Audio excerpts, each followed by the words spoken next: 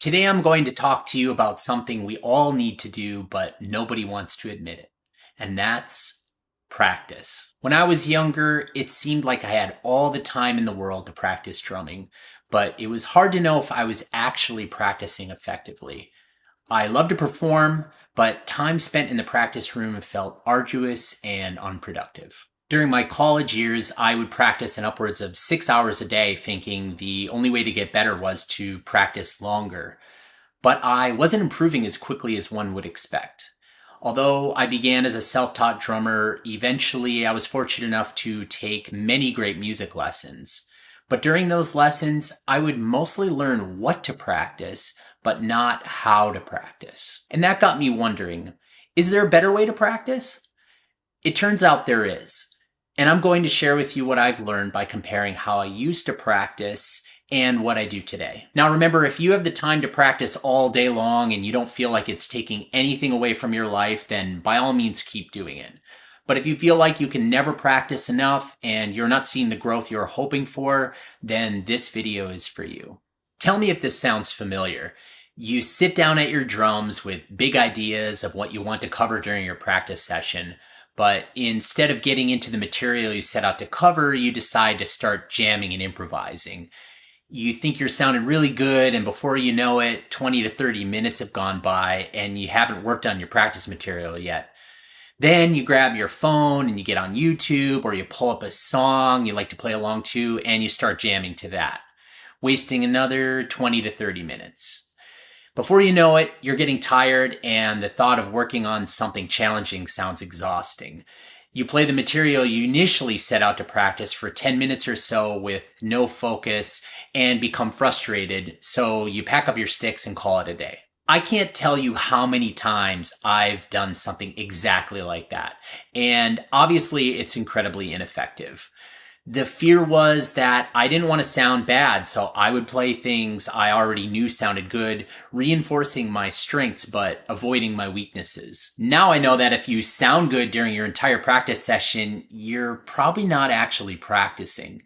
Today, I will still begin my practice sessions with 5 or so minutes of improvisation, but I will use that improvisation to inform what I might want to work on. I'll notice things in my technique that I need to address, and I will create exercises on the spot to hone in on that particular weakness. If I have some new music that I want to work on, I will begin by slowly engaging with that material until I get the notes under my hands.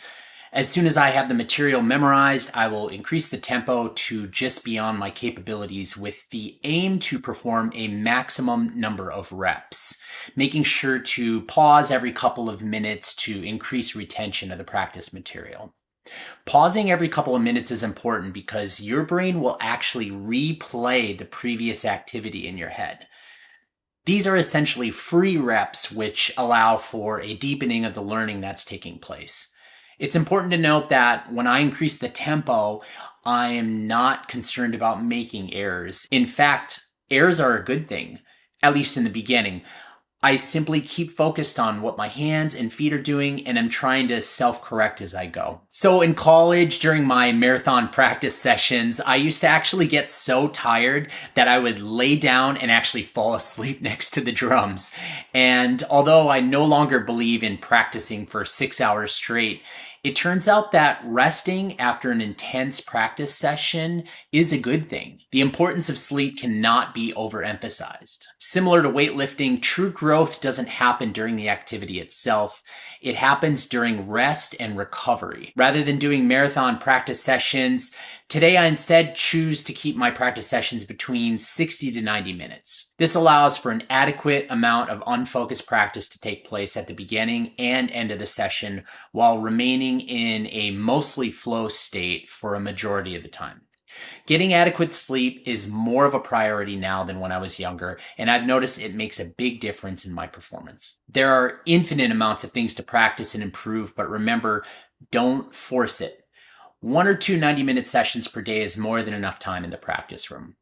Allow for some deep work alone, and then find ways to change your environment by doing rehearsals, sitting in, and of course, live performances. If you'd like to check out some of the resources I've found useful when it comes to practice, then head down to the description box Also, if you'd like some of my best tips and tricks for tuning your drums, then download my PDF drum tuning guide.